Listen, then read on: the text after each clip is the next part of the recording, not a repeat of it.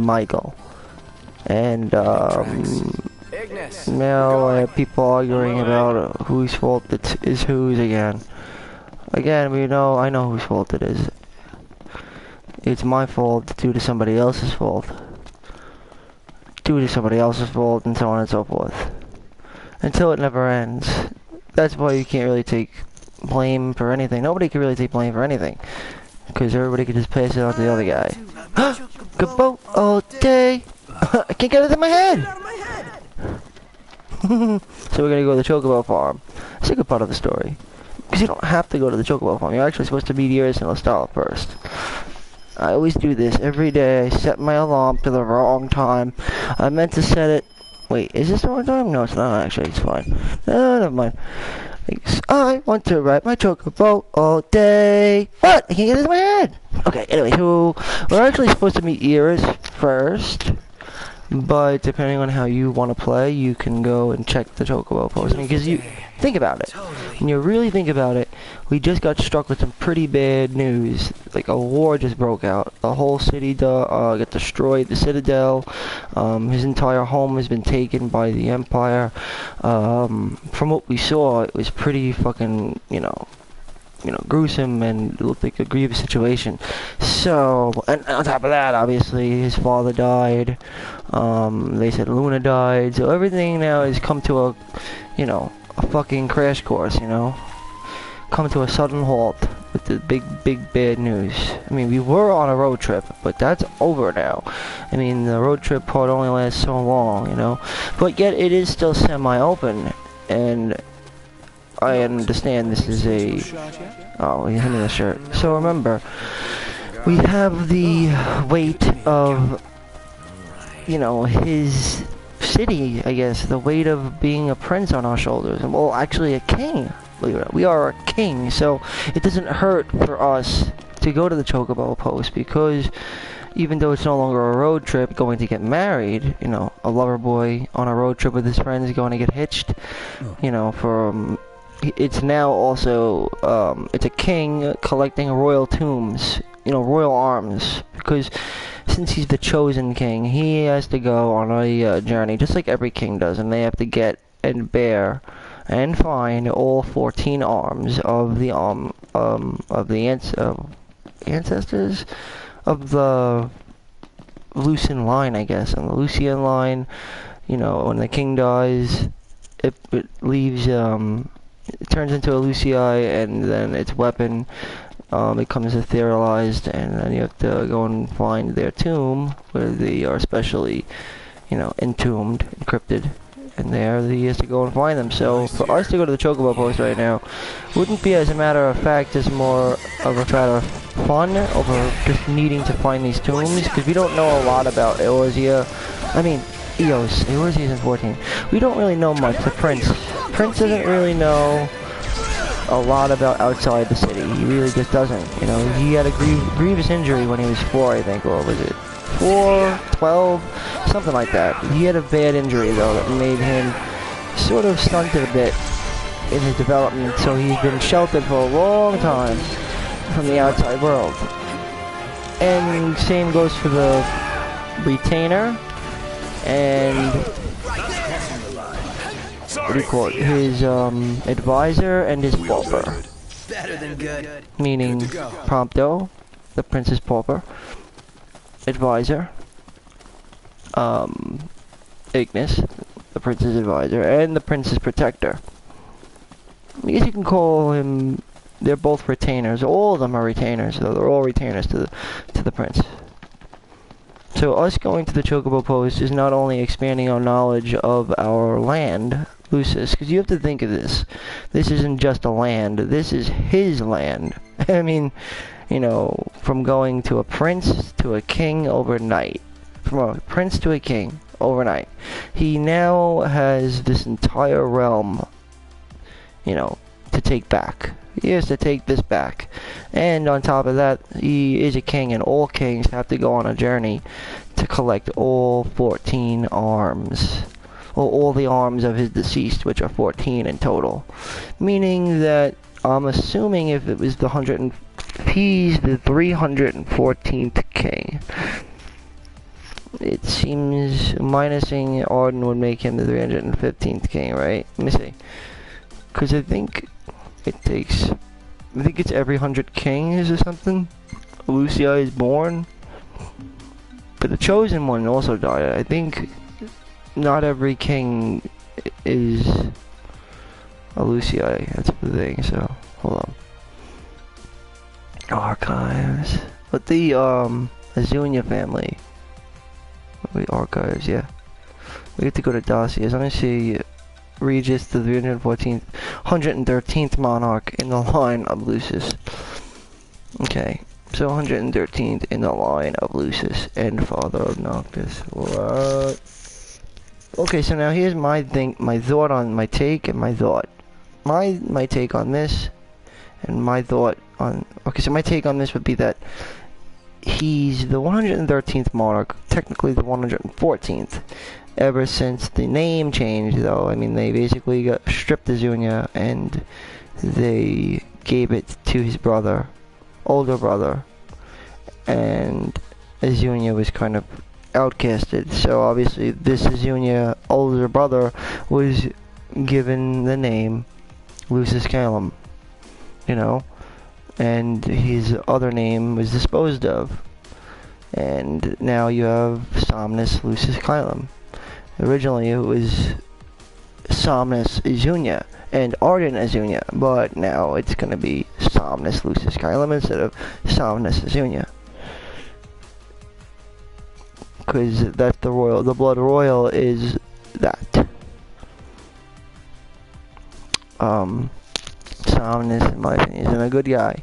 He's a bad guy, you know, in a way.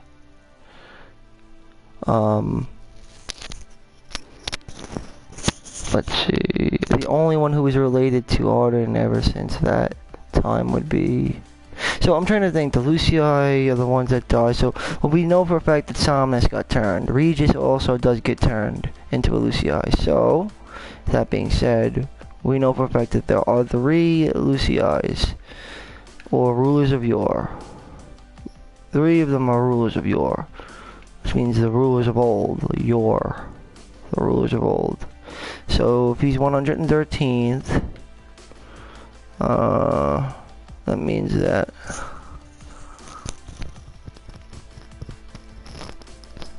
I think every 10 years. No, that would make sense. If there's 113 monarchs, and every king lives to about 70 to 80, you have to figure some kings had to have died at this time, so there must be something special a king needs to do.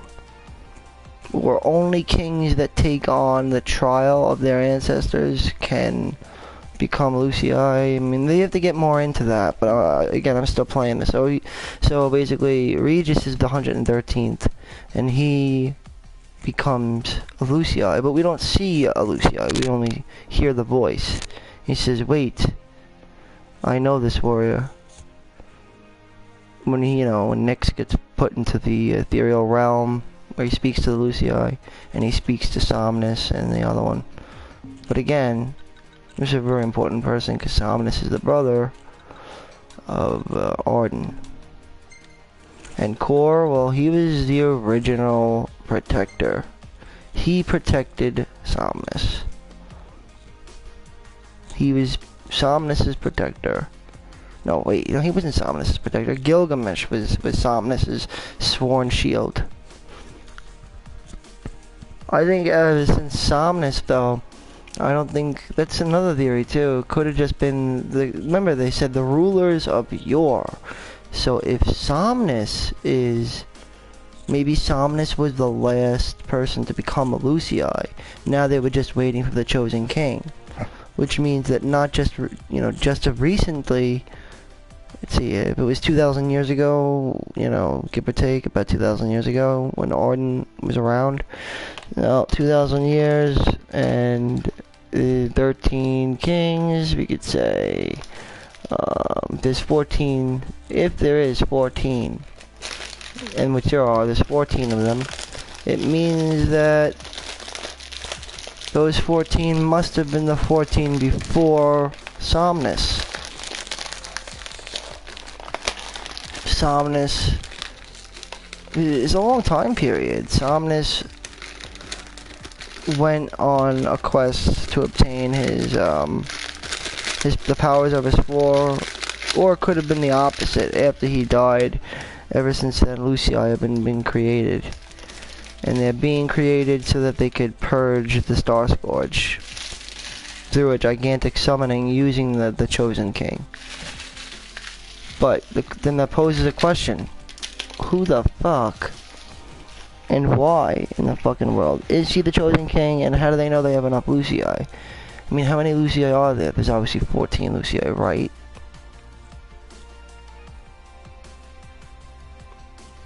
Oh, that's not necessarily true. It's just weird that only certain, I underline the word certain, because not every, well,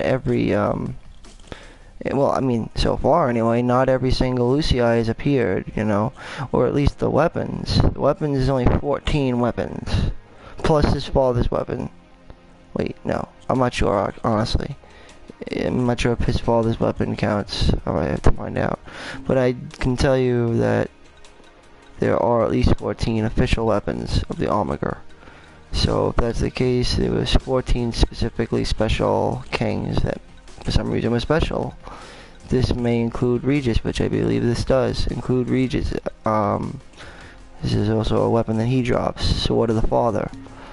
And why does every single king in the Lucian line, you know, turn into a weapon? You know, do they all manifest into weapons when they die? Or is it only like a certain, like, how does it work? That's what I'm trying to figure out. Why or how do they get transformed into weapons?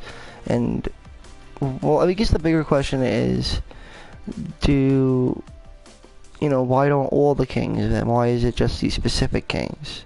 You know, what is it about these guys that makes them, you know, transform upon death into weapons? You know, it's weird that they have tombs for 14 of these kings. But yet, there are a lot of kings, so I'm thinking it has to be post-Lucis. As if Somnus was the first person to have to go and gather all of his forefathers' gifts, meaning Arden's family, his gifts, which is the same family, but you know what I mean, Arden's side of the family, obtain his gifts so that he would be able to use magic. Or could, I don't know, it's a good question. I fucking find that out. What came first, the chicken or the egg? Still trying to figure that one out.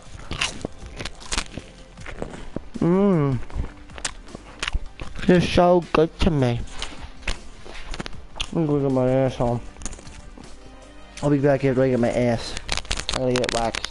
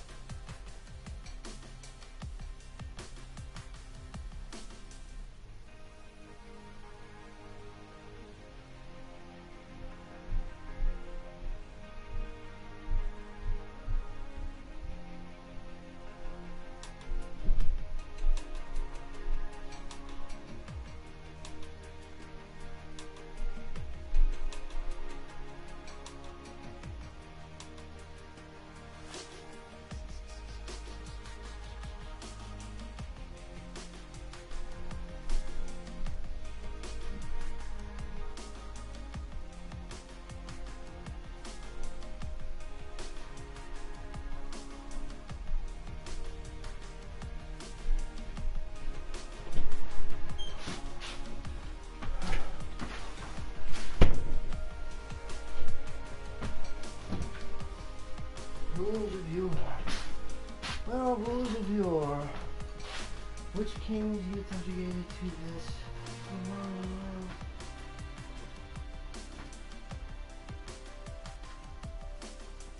Like some kings don't count? Wouldn't there be 113 tombs? It seems as if every 100 kings makes a weapon. Well, why would it be every 100 kings makes a weapon?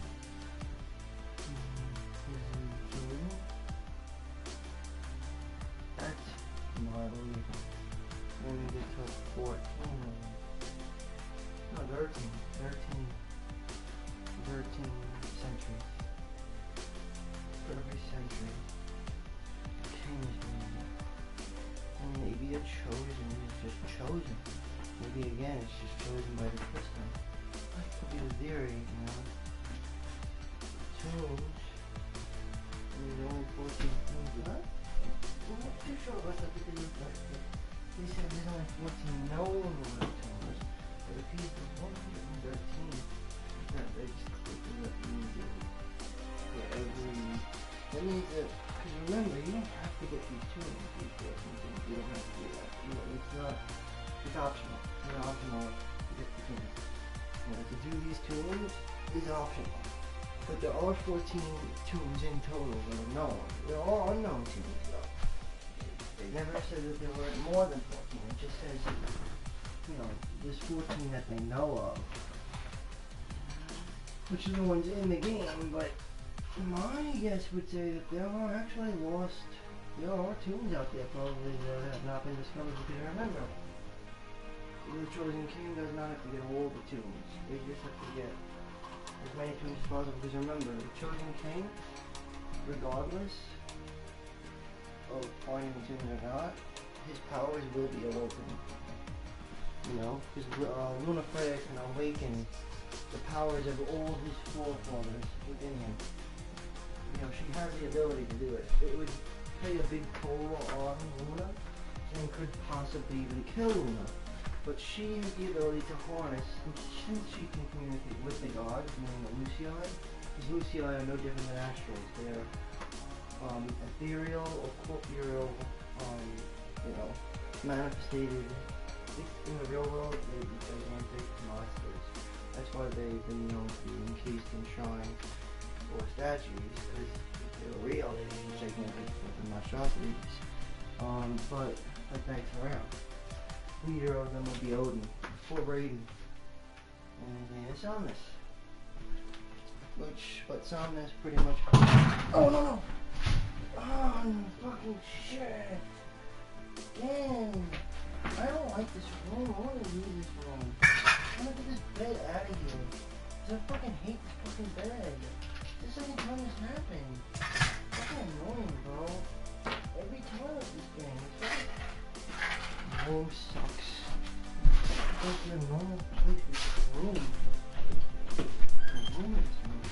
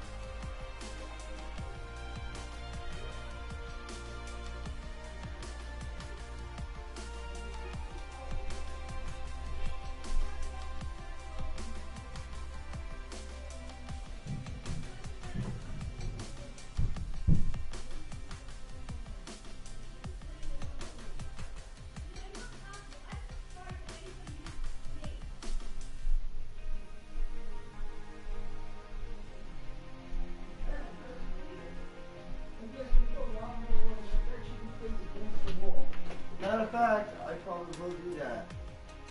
But what's the point? I should just take the bed out and then move it downstairs. Just leave it alone. You don't want me to do that, but I would do it. I want to do it. You wouldn't be complaining about a bed. Yeah, well, yeah, it would. It wouldn't solve the problem. Still be the same problem. I mean, this is a problem. There's no room in this room. I really would like you to move out. I'm just saying there's no room in here. Gotta get rid of this fucking thing. It's too big. It's a big fucking bed and there's no room. There is no room in this area. I'm doing it. I'm gonna do it. It's too big. It's too big for the room. The room is, I'd say, the long side should be on the short side. 1 foot. It's about a 10 by something like that, maybe 10 by 10. But I just can't believe this again. This internet? It just makes more sense than everything on the side. You open the room up so much. So you have 2 separate sides for this room. And it's never been a good idea to have it. That's what I had in mind when I got the house. I had it on the side because you free up a lot more room that way. I mean, that's a perfect example is that I had. You really think to put a bed in the room and just put it in there, but then how are you supposed to fucking walk around and stuff? I mean, this isn't the first thing. Earlier it happened every day.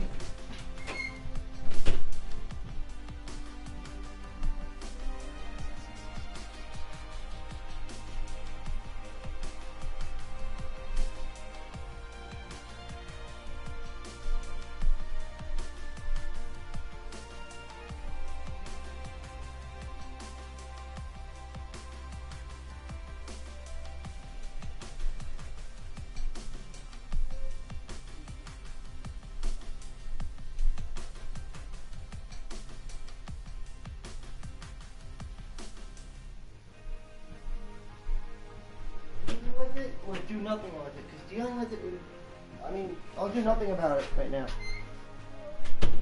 Dealing with it is doing something about it. You gotta deal with it. So, to deal with it, you should deal with it. Deal with it. Deal with it. Deal with it. And I'm not gonna continue to lose my fucking shit, because it's not smart. It's stupid. You know, bad things can happen in this place. It's a set up a disaster. Set up a TV to fall on the floor, number 1. I'm not gonna have that happen.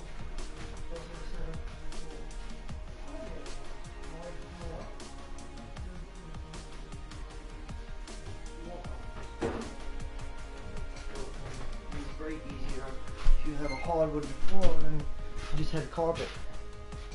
But on the other hand, spills. You know, you don't have to worry about stains as much.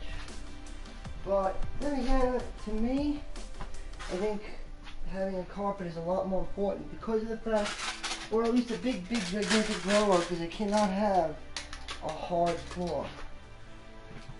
Because I'm clumsy and I don't want, a stain is not a big deal compared to an $80 broken something.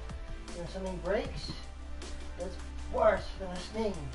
A stain, it's not that big of a deal. I mean, but when you have to replace something, that's a problem. And if you know you're a clumsy person, you can work on it as much as you want, but it's just still setting yourself up to fail because, well, you know you're clumsy. Or would you have a hard floor if you know you're clumsy and you use a controller that costs $80?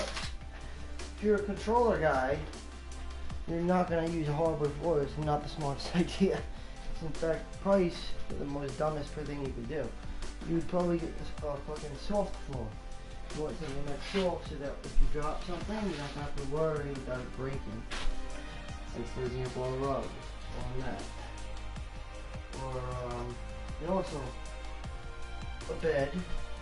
If your room is also your computer study, which it kind of is, the bed is not going to be just flat thrown in the room. It's going to be placed onto the side because there's 2 different areas.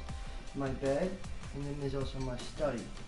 You know, they're kind of 2 different areas, and that is exactly what this is. This is set up wrong. It's set up like your traditional bedroom, not actual room. Bedroom, it means there's a bed in there and you sleep and that's it. But unfortunately, it's not most ideology. It doesn't make any sense. Because no matter what, you would think a person would want room in their room.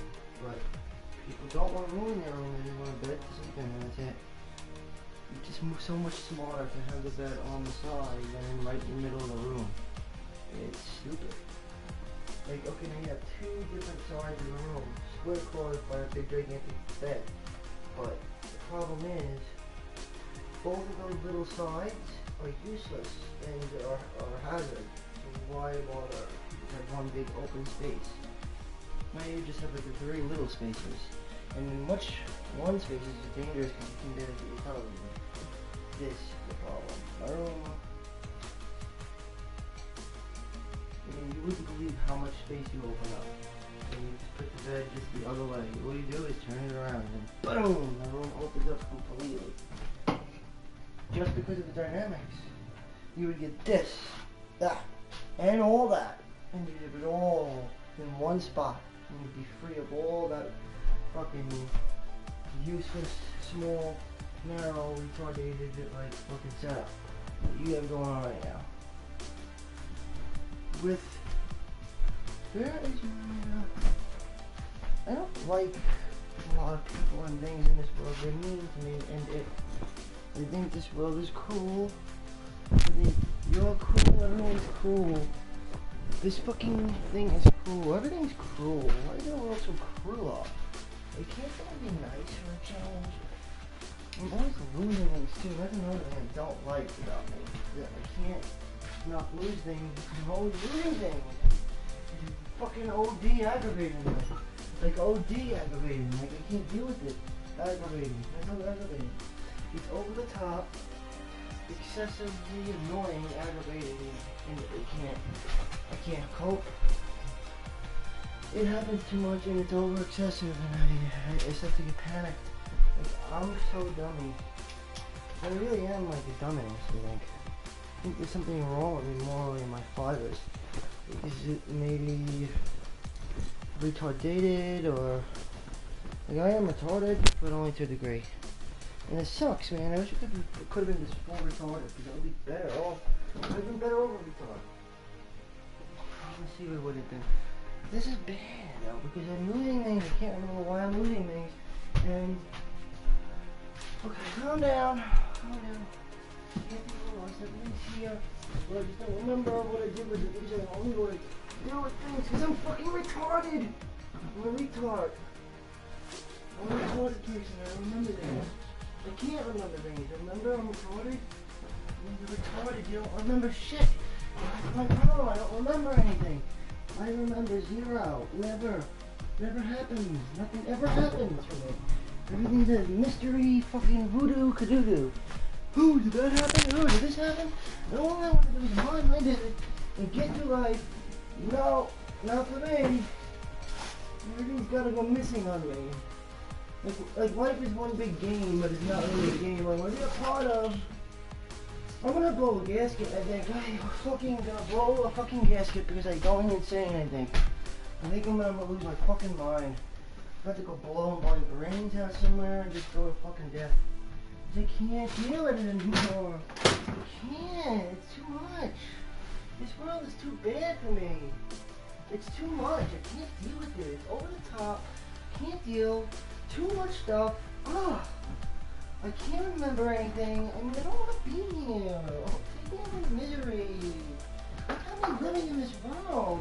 It's way too complex for me. Like, I've been saying this for so long now. I just want my prayers to be heard. Kill me. I'm not suicidal, I'm just fucking logical. I don't want to live with this handicap. It's not fair. Everybody and anybody who has a handicap deserves to die. They deserve that little. All they're asking is for to take it away. But you gave them. I mean, you gave them a life, but you gave them a bum life. You gave them a fucked up life. A life that they could barely function. Basically, you gave them a life that takes the little joy that people can get, and you take even that away from them. And I'm not even that bad. There's people a lot worse off than me. It's just so fucking wrong.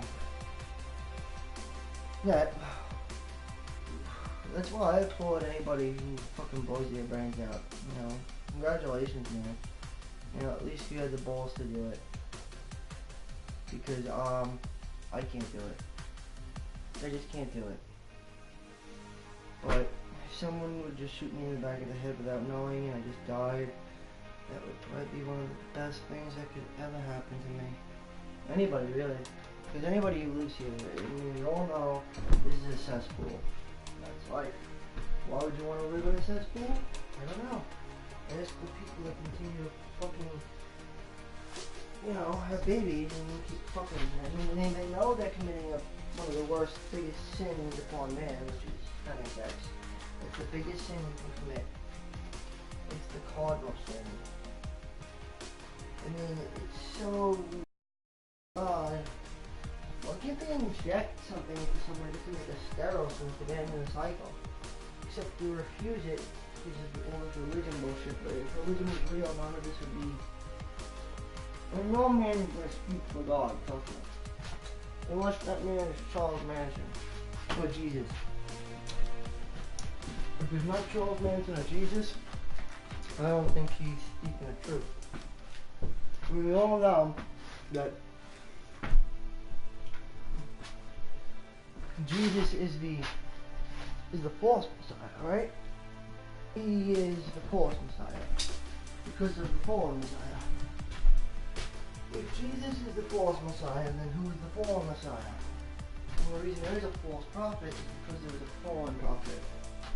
And there's a difference between the fallen prophet and the false prophet, is that one was a real prophet that fell out of the grace of God, and the other one is basically a second choice at best, and kind of created with mortality, you know, but with the powers of God, but the mortality of man, so that he could die for our sins, instead of his actual real son, who fell out of his grace. And ever since that day, we've been following a calendar called After Death, AD and BC. Before creation, then after death. Or before Christ, but that's ridiculous to call our calendar if we share it around Jesus. That's insane. Why would we all be following a calendar? I don't know. We're actually following the Mayan calendar. Well, we originate that, the Mayan calendar. Mayan calendar is what we're really using. Go by the months and stuff like that. We are using the Mayan calendar. The Mayan calendar, yes we are. We're using the Mayan calendar. So we all thought that because we were using the calendars of the Mayans, that the world was going to end because we were following their calendar. And it just so happened that their calendar ended on that date because, well, they fucking were dead. They were gone. You know, but we all thought that we knew the end of the world. It's ridiculous. Just check it out. Look online. The end of the world, 2017. Oh my god. Oh. All because of what? Was it 2012?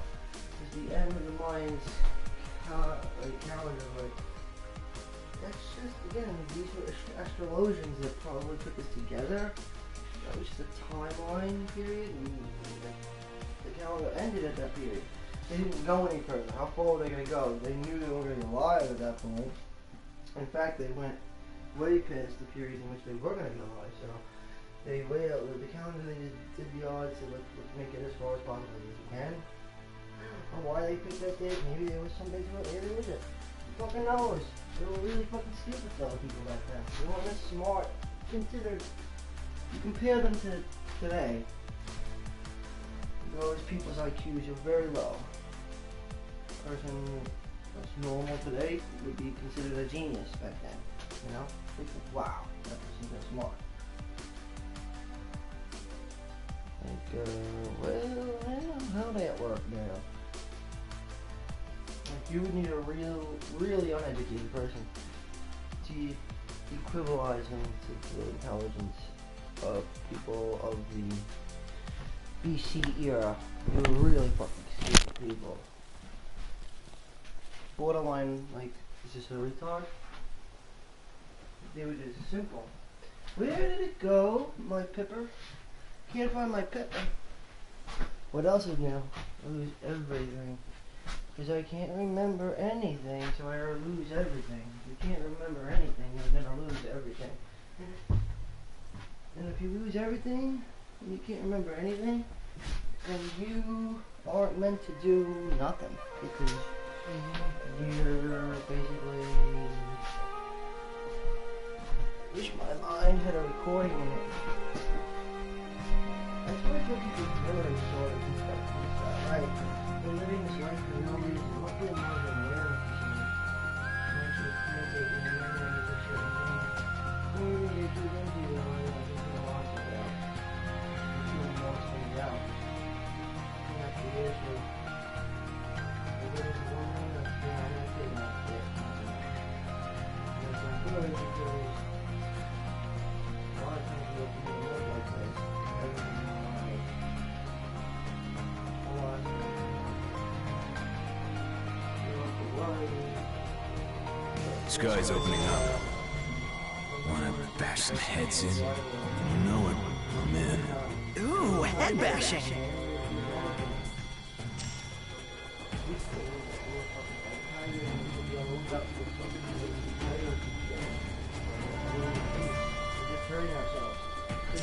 Showtime. Let's hope it's Gotcha! Biggie, what's the best way to hurt these things?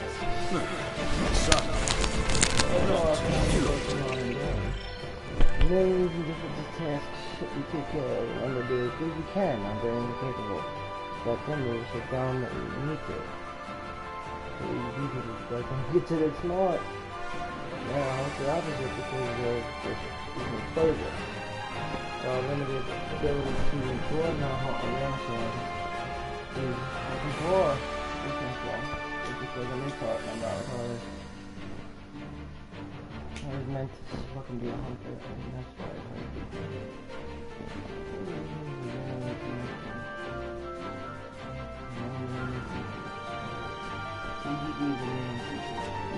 that's common and they're hunters. Let me know what you do.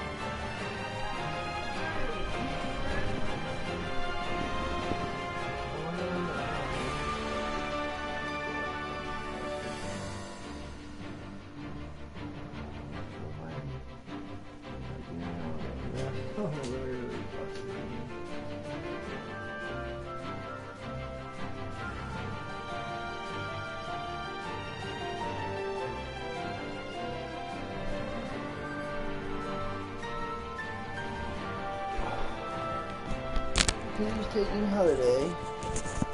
I'm taking holiday. Are you mad? No, I'm not mad, you psycho killer. I'm glad. Shit's hot, cuz. I'm eating, cuz. Oh, come, cuz. Cuz you're an asshole, cuz.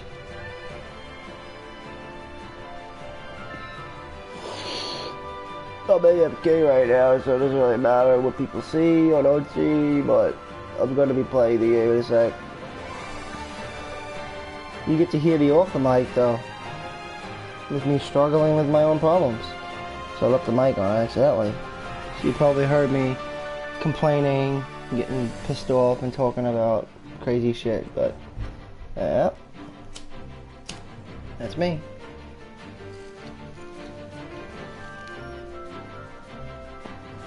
Final Fantasy 15. The Definitive Edition Royale. Final Fantasy 15 Royale. Under the impression that obviously that means, obviously, I mean, come on. The avid Final Fantasy players, you know, like the veterans, we knew that this Final Fantasy was obviously broke. You know, it was an unfinished game, an incomplete project. More so than I'd say the regular RPG player, because we knew, like, I just knew almost right off the bat there was something missing from Final Fantasy 15. I don't feel that from this one, because this game so far, it has all the basic essentials that a game is supposed to have, such as, okay, for starters, the loading times, they're normal. They're like, these loading times are appropriate, whereas the other ones were like ridiculously long, like just too long. Some of the loading times are almost like 5 minutes. I'm like, this is insane. So basically most of the time you'd be just riding around in a car all the time, and sometimes you don't want to ride around the car. You know, sometimes if it's really far you want to go and just go there like automatically, but the wait time for the load would be so fucking long that it would defeat the purpose that I'd say, fuck it, I'd rather drive in a car. And that's just one of many aspects. Another aspect was the fact that they had to cut a lot of content. Now, I'm not saying that some of this content didn't get cut for good reason. Some of it had to forcibly get cut because of the ASRB rating. You know, like for example, I know there was violent, you know, I guess considered mature or very inappropriate content that, you know, had Luna, violent scenes at Luna, and just scenes in general. I think most of it was with Luna and referring to Luna as offensive to women because of the hitting women aspect, even though it's only a story. And yeah, but like, I mean, if anything, they just didn't want to give the wrong impression, because that's happened before in Final Fantasy history, like with 10, saying that they're anti-religions, that they're anti, religious, and they're like, what do you call it? What do they call them people? Not an anarchist, an atheist. They're anti-religionism and pro-atheism, and like Final Fantasy X, they didn't mean it that way, you know? They just like to get deep in their story, you know, Final Fantasy. So yeah, scenes got removed, to say the least. Some scenes understandably, and then other scenes I don't know why. Some scenes just unjustly, like I said, were removed. But like I said, over time things are put in. I saw what Tabata was doing. Tabata couldn't just straight out say, "Yeah, this is an incomplete game," and I met one of the fans to know it was incomplete. But basically, in Tabata's mind, if I was in this position, like what he did was smart. You know, he did the best he could. He asked for that extra year he needed because he worked relentlessly. This game only had barely 3 years of production time.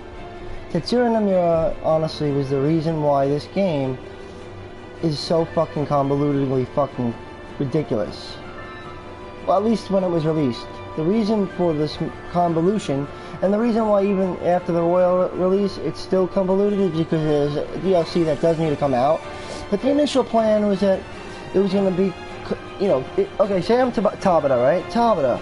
Okay, I get this game, right? But I can't, you know, change any of the core conceptual ideas that Tetsuya had released already to the public eye. That's what the higher-ups are telling me. But at the same time, no worries, because you're going to be directing it alongside Tetsuya, but you'll be the main director. Then all these get even more heated where it gets a rebranding, and now on top of the rebranding, Tetsuya Nomura is now not even on the project anymore, as Tabata now sort of like does more or less all of the work with the second division team. Eventually it becomes official, and Tetsuya Nomura gets taken off and placed on a new project that they announce as 7 Returns, well 7 Remake. So I would say FF7R. So he gets put on that, and then as well as finishing up Kingdom Hearts 3, because there's a lot of heat on that right now. So Tabata was handed a big task that he had to solely pretty much direct, and that gave him 2 things: the ability to have full power, and the ability to do what he wanted now. So he didn't have to follow that theory anymore, where he had to, like, you know, he could change anything he wanted at this point, you know. So from that point, he started adding in DLCs that started changing plots of the story that was presented originally in the fucking release, which proves, and without nary a doubt, that even remember even the interviews with Tabata, where it's almost like it seemed like he put his foot in his mouth. But one time he alluded completely and said, he said something to the lines of like, well, we didn't make it that way to seem complicated. We wanted just to release a story in a simple, you know, directive. In the narrative, we wanted it to be simple, and we designed it that way on purpose. And basically what he was saying. And it was like, what the fuck are you doing, Tabata? You're kind of like hurting yourself here. But no, he wasn't hurting himself. He was holding a grit. He had a grudge. He was pissed off with the higher-ups for not giving him that extra year. So I think he fucked with them just by the design, just the way everything worked out. Like, this game I'm playing now is a complete different game than was presented in verse, you know? Like, don't even think about verse with 15. 15's a different game. It's completely different. There's only 1 crystal in this game. And, you know, the other game, it's a different game, you know? That's why the whole shitty Insomnia is the final dungeon, because that was the biggest issue in this game when you think about it. Has been the attack on Insomnia. Hasn't that not been pretty much the only stuff that was shown to us? Okay. Leviathan and Insomnia were the 2 things of content. That was sort of like the 2 pieces of content that were actually fluently given to us by Tetsuya Nomura. You know, with his concept for verses. So, well, other than that though, that's it. I mean, that was really it. From there, basically, I mean, Tabata had to come up with the rest of the story. And he's not a bad at telling stories, but he just tells, he's not afraid to go into a darker, deeper place.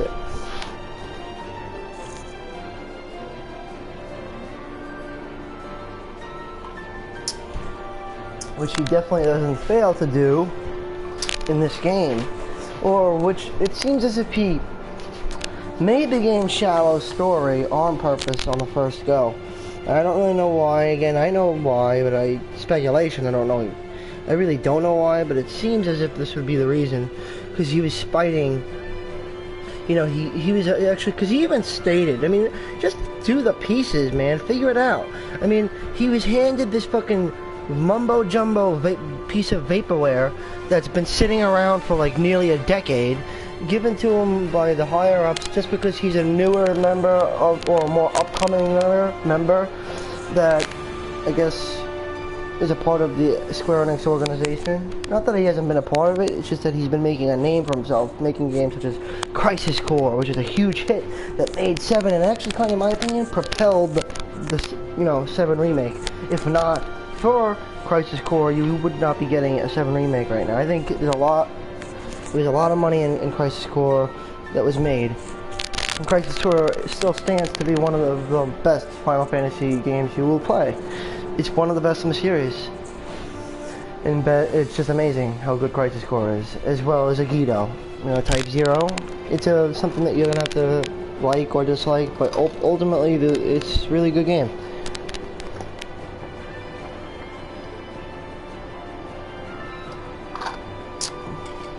Now, when it comes to other things, such as like, when it comes to the other stuff, the reason why he did this, well, think about it. If he didn't get that year, and that's all he was asking for, he said, you know, this is unrealistic. You're asking me to make a game that not only got a rebranding, so we got a name change, but it's also switching platforms too. I mean, originally this is going to be a PS3 game that was going to be alongside, and wasn't even created by me.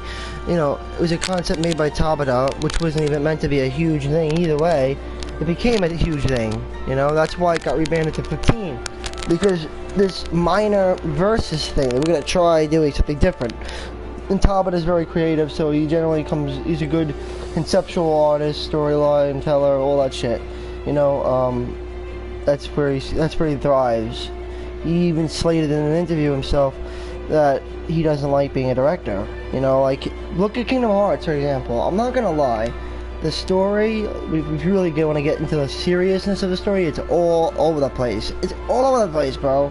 But I take it, like, what I like about Kingdom Hearts is the beautiful, simple Final Fantasy. Well, no, I guess the beautiful simplicity of the stories that are created through the complex tone of the Final Fantasy, you know, elements mixed into the very lighthearted tones of the Disney elements, creating these short stories that are very, very fun. And ultimately, that's what I get out of that's what, to me, that's where the satisfaction comes from.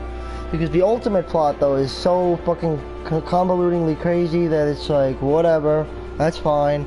I know that these guys are bad, but also it's kind of more than that, and there's something to this whole scenario that, but that's what makes it crazy. Now, put him behind there, not as a director, he makes a great adversary to a team, like FF7R, you know, when he's making the remake. He could serve as a great conceptual artist, you know? But, again, since he is the concept artist for this game, but directed by Tabata, the story is changing, and I think this is his game. He even stated that in an interview. He said, no, this is my Final Fantasy game. Like, in a weird way, stating that, no, this is my Final Fantasy game, and I can put in and take out what I want. You know what I mean? You're not going to tell me what I can take in and take out. And after it was released, it was met with very, very high success, believe it or not. And, get this, it was met with high success. Upon his surprise, the game was released with high success. Met with surprise? Why would you be met with surprise? I mean, you should be expecting this game to succeed. So not only was he cutting content out from the game, but like, and presenting his story in a simplistic manner on purpose, like he said, but he also was expecting the game to fail. Like, he wasn't expecting the game to succeed.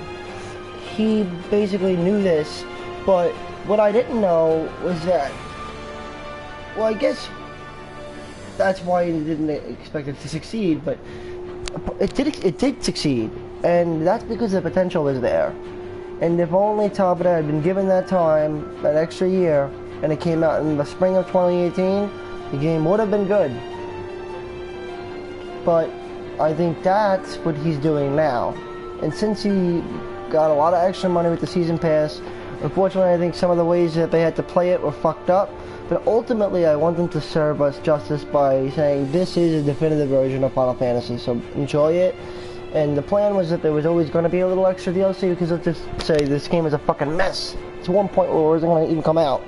So I just want to see how this version of the game is as a definitive version. Like, it's the first time I've ever played the game. You have to act like, well, you really have to take the other game out of your mind completely, because it's not the same game. The game is a beta version of this game. A beta version. Just a really good beta version, and that was it. And I know a beta version when I see one. I mean, that was a beta version. Complete and total beta. Anyway, I'm gonna start playing now. Because this game, these battle system, it's just a lot smoother, man. It's so much more smoother. And I can't even compare the two because it's so much different. It's so different. Yeah, it's so different.